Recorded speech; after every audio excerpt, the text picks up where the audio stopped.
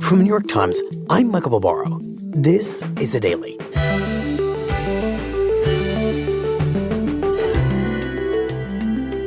Today, more than half of Democrats don't want Joe Biden to seek a second term. But as he formally embarks on his re-election campaign, Democratic leaders are increasingly confident that the polls fail to capture Biden's real strength and that the electoral map favors him over a Republican. My colleague, Jonathan Weisman, explains why. It's Wednesday, April 26th. Jonathan, we woke up Tuesday morning to a form of news that's not exactly earth-shattering, not exactly shocking, but nevertheless very important. That's right. Joe Biden is running for re-election, and he announced it as we expected with a video posted to the internet. Freedom, personal freedom, is fundamental to who we are as Americans. And he repeatedly evokes two words, freedom and rights. But around the country, MAGA extremists are lining up to take on those bedrock freedoms. He talks about banning books. He talks about people trying to control who you love. Dictating what healthcare decisions women can make. People trying to tell women what they can do with their pregnancies. All while making it more difficult for you to be able to vote. Joe Biden isn't making an argument about his record as president. When I ran for president 4 years ago, I said we're in a battle for the soul of America, and we still are. He's making an argument that this is a values election for what he called 4 years ago the soul of America. That's why I'm running for re-election. Because I know America. And he puts the 2024 race as another contest between those who want to curtail our rights and freedoms and those who want to push the nation forward toward a more perfect union. Let's finish this job. I know we can. Because this is the United States of America. There's nothing, simply nothing we cannot do if we do it together.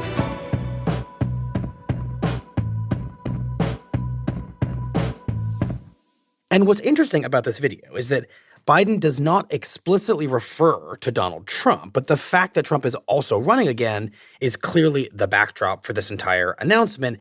And so Biden seems to be anticipating a rematch, a 2020 campaign part 2. But if we're being honest, this is not a Biden re-election campaign that voters of either party have exactly been clamoring for. No. About 70% of Americans don't want Joe Biden to run for re-election, and that includes about 51% of Democrats. The man will be 81 years old on Election Day 2024. He is already the oldest president in American history. He'll be 86 at the end of his second term. That's pretty old. And in the eyes of a lot of Americans, there's a real worry there. It's a very difficult and tricky issue. Mm-hmm. And yet, if you talk to the Democratic cognoscenti, the leaders of the party, they're pretty happy with the way things are developing. So explain that gap between voters and Democratic Party leaders and why they are so confident despite voters' anxieties around Biden. Democratic leaders are looking at the structural advantages that President Biden has going into 2024. And the most important structural advantage is the map. Right now, there are only really 3 big swing states that matter. 3: Wisconsin, Arizona, and Georgia. It didn't used to be that. Remember when there were huge fights over Florida and Ohio? Those are Republican. Remember there used to be fights over Virginia? Virginia's Democratic. So we're left with 3 real battlegrounds that count: Georgia, Arizona, and Wisconsin. And President Biden only has to win one of those. The Republicans need to sweep all 3. And Democrats feel pretty confident they will win either Wisconsin, Arizona, or Georgia. Okay, I just want to pause because this is a little bit of a mind-blowing mathematical equation that you have just laid out. Democrats, Biden, can win back the White House by winning just one of 3 of the states you just mentioned. That would get Biden, if he performs the way we think he will elsewhere in the country, to the 270 electoral college votes he needs to win the election. But Republicans have to sweep these 3 states in order to beat Biden and take back the White House. So those odds are extremely good for President Biden.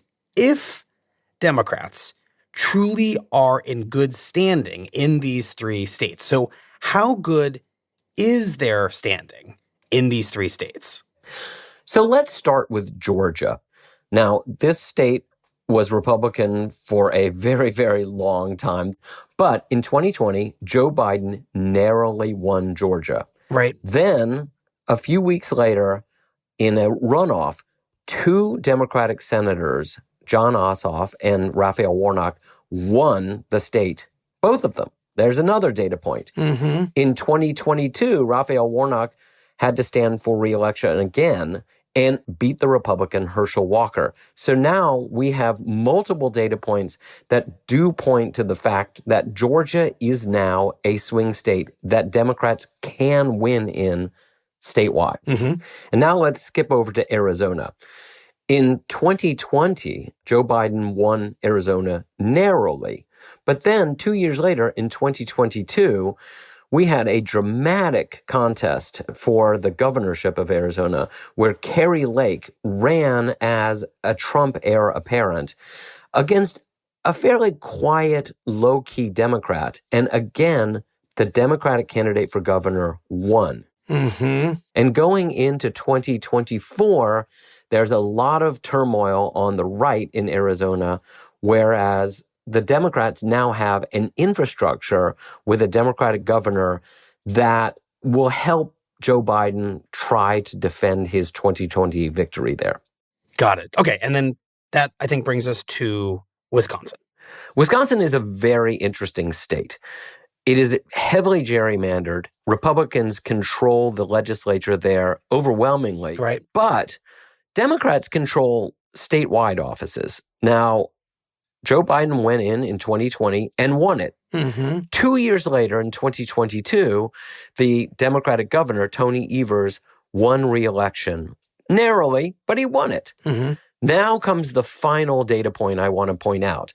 Earlier this month, in April, there was a heavily contested race for a Supreme Court seat in Wisconsin. Both parties poured money in. They took it extremely seriously. And the Democratic candidate for the Supreme Court won by 11 percentage points. Right. That was a resounding victory in a state that has been 50-50 for over a decade. And in a very good sign for Democrats, that race for Supreme Court revolved around one issue: abortion. Right. Which is a good issue if you're Joe Biden, because you are for abortion rights and Republicans in this moment are very much restricting abortion. So from everything you're saying, the thinking from Democrats has to be that winning one of these states, one of these 3, seems eminently doable. They've all proven themselves friendly to Biden in statewide elections since he became president. And the issues that are coming up in these states, like abortion, are good for Biden. So that has to be why Democrats are feeling confident about Joe Biden being their nominee, despite voters' questions about his age and perhaps kind of like menace about him as a candidate. Right. Stop looking at nationwide polls. Stop looking at Joe Biden's approval rating. Of course, those weigh on our minds, and they certainly weigh on Democratic minds. But if you look at how presidential elections are won, they're won on issues and they're won on terrain, the map. Mm-hmm. And for now, the map and the issues terrain looks very good for Joe Biden. If I'm reading between the lines of what you're saying, for Democratic leaders, this is a clear case of it ain't broke, don't try to fix it. That's a good way to put it. People know Joe Biden. They've known him for years and years. It will be very difficult for Republicans to somehow rebrand him. And the Democrats are thinking, Let's not try anything fancy. Let's go for it with Joe Biden. And a challenge to Joe Biden, a primary that perhaps might satisfy some Democrats' hunger for a true contest in which the most popular person emerges. You're saying the leadership of the party just thinks that is a bad idea. It can only make things more complicated. Let's not even entertain that idea. Right. And let's look at what's happened in the past when an incumbent president has faced a fairly serious challenger in a primary. There was Jimmy Carter, who had to beat back Ted Kennedy, and then there was George H.W. Bush, who had to beat back Pat Buchanan. Mm-hmm. In both cases, they limped out of the primary season and were beaten by the opposite party in the election. Democrats don't want that to happen. And there's a good reason for that, because if Joe Biden faces an opponent, especially a more liberal opponent, he'll be pulled to the left on very difficult issues. And he might have to embrace positions to win over Democrats that would come back to haunt him in November against the Republican candidate. And so the question for Republicans now, given that glide path you described to Biden's renomination, is there anything that they can do to overcome this map? Of course, this is a nation that is extremely narrowly divided, but it will be difficult.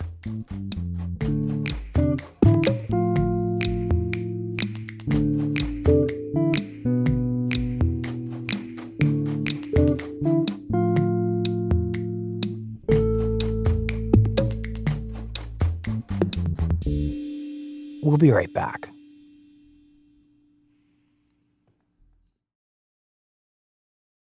So, Jonathan, what can Republicans do with Donald Trump as their leading frontrunner for the nomination in 2024 to counteract that map you just described as difficult for them to overcome?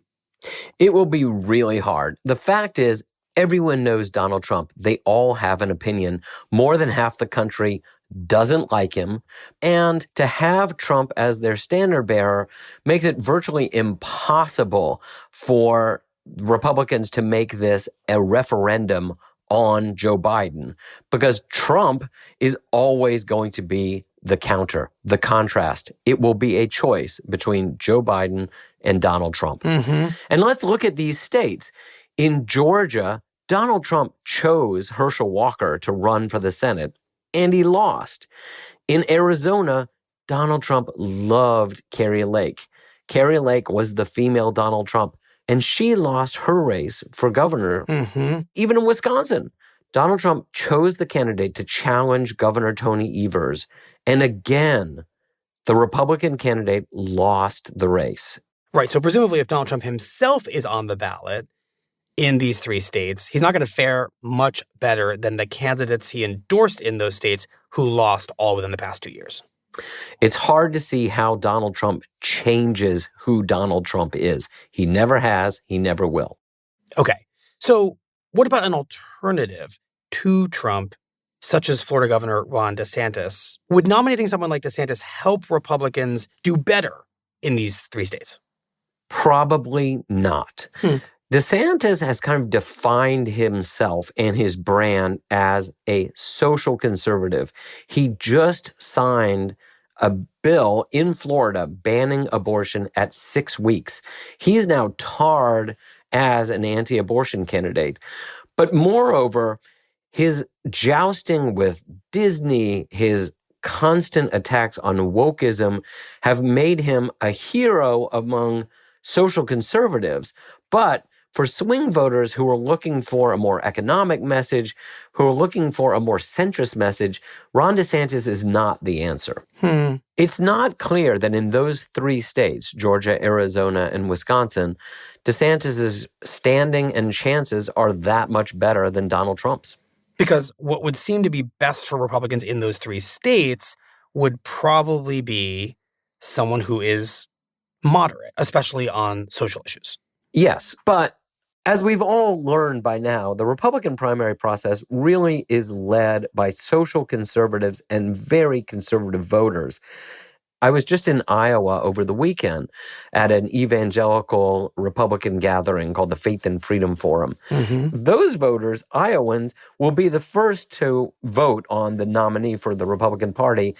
And they very much are looking for a fighter. They're looking for somebody who will really grapple with the fate of abortion, with the fate of transgender athletes. They want to go straight at the hot button issues in conservative territory, not those swing issues that might have more of appeal in a general election. So you're saying the Republican primary process, which is very heavily influenced by people like those who went to the Faith and Freedom Forum that you attended in Iowa, is designed to pick a socially conservative candidate, the kind of candidate who might be very poorly positioned to win in these three states, Georgia, Wisconsin, Arizona, in the general election against Biden. Yeah, the fact is, whereas the Democratic Party right now is being led by their leaders, the Republican Party is being led by their voters, and their voters are pulling their candidates to the right. So what can Republicans do when their process seems to predetermine a conservative candidate like Trump or DeSantis to fundamentally improve their odds in these three states? Republicans need to really nationalize this race. They need to make enough Americans think we just can't have another 4 years of Joe Biden in the White House. And we started to see that Tuesday morning. This just in, we can now call the 2024 presidential race for Joe Biden. The Republican National Committee's answer to Joe Biden's announcement video was a video of its own, and it laid out the world of Joe Biden's second term. This morning, an emboldened China invades Taiwan. China invading Taiwan and the world at war. Officials closed the city of San Francisco this morning, citing the escalating crime and fentanyl crisis. The city of San Francisco being shut down by anarchy. These are images that actually don't exist. They were generated by a computer, but they are already trying to make Americans think Joe Biden is just an unacceptable second-term president. Who's in charge here? It feels like the train is coming off the tracks. Right. I watched that video, and it was Republicans saying that Biden is weak and that the consequences would be dangerous. And if you read between the lines of that ad, it seems to kind of point to the issue of capability and kind of age. Yes, the imagery that they're using is a chaotic America with no one really at the helm. And the implication is that an octogenarian at the White House wouldn't be able to tame the forces in the United States and the globe that are working toward diminishing the United States as a nation, as a power. We should say, Jonathan, fact check here, Donald Trump isn't all that much younger than Joe Biden. So that argument seems a little bit complicated. That's right. Trump would also be in his upper 70s by the time the election rolls around. And Americans in poll after poll also say he's too old. But they will put Joe Biden and Donald Trump next to each other in ad after ad. They will select the right clips to make Trump or whoever the nominee is look virile, look tough, look masculine, and look like he could just beat Joe Biden up. This is our man. So given this anticipated line of Republican attack, how can Biden campaign in a way that maximizes his chances in these three states we've been talking about? What do you foresee as a strategy that plays with that reality? 2020 was the weirdest campaign. Remember, it was in the middle of the pandemic, and we didn't see Joe Biden pressing the flesh, holding huge rallies the way Donald Trump was. Right. And obviously obeying the rules of the pandemic. 2024 will also be an odd election because the Democrats don't want to put Biden toe-to-toe with Trump in huge arenas full of people. They know that that's not Joe Biden's strength. They probably couldn't fill a huge arena of people coming to hear Joe Biden. So what they'll have him do is go across the country, and especially to those 3 states, Wisconsin, Arizona, and Georgia, to cut ribbons and break ground on new highways, bridges, factories, semiconductor plants, wind farms, all funded by programs and legislation that Joe Biden signed into law in his first 2 years of office.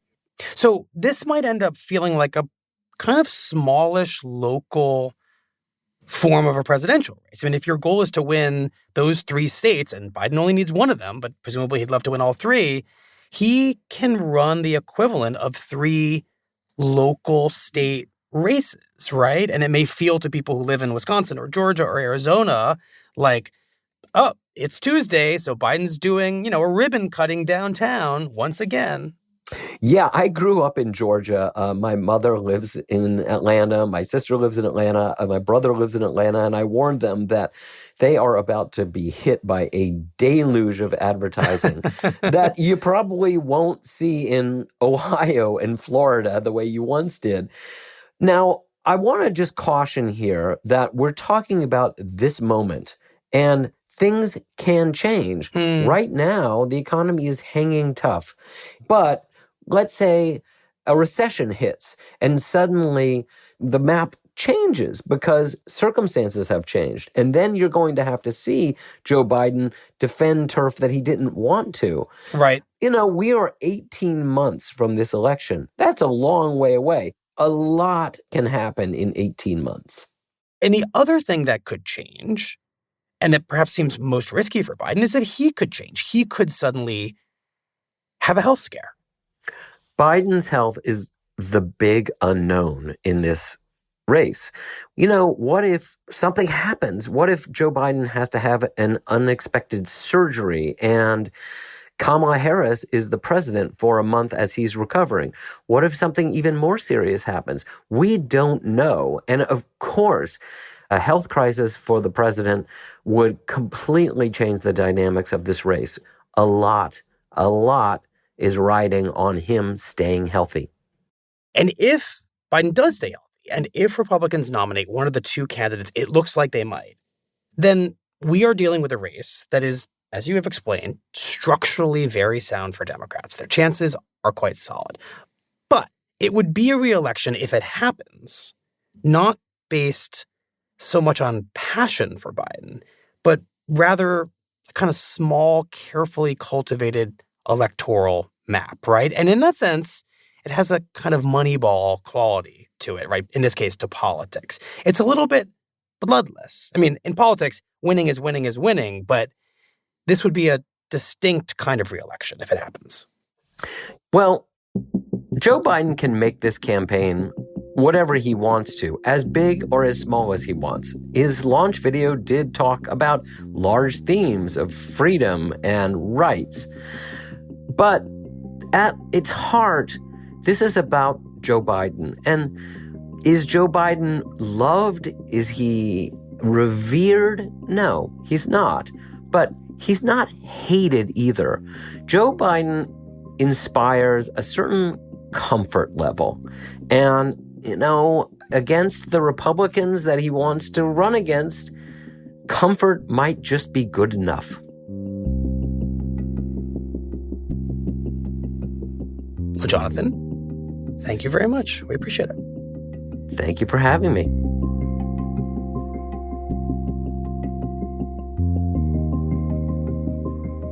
We'll be right back.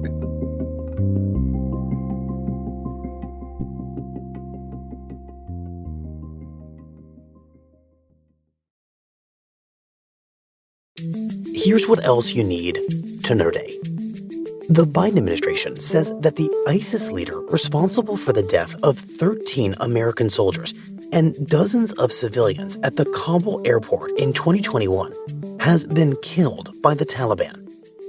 The United States has refused to identify the ISIS leader, but said he planned the now infamous suicide bombing, which was designed to inflict mass casualties at the airport as the U.S. evacuated American soldiers and Afghan civilians in the days before the Taliban took over the capital. And in a sign that the regional banking crisis may not be over, the stock price of First Republic Bank of San Francisco plunged by 50% on Monday after the bank disclosed that customers have withdrawn more than half of the bank's money over the past few weeks. First Republic already received a $30 billion bailout from rival banks last month, but the Times reports that its ongoing problems may require a new infusion of cash or a government takeover. Today's episode was produced by Diana Nguyen and Mooj Zadie. It was edited by Rachel Quester, Patricia Willens, and Devin Taylor.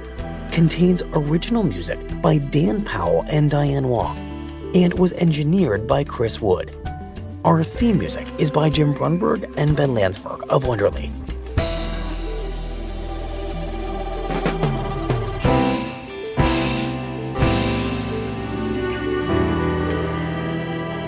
That's it for the Daily.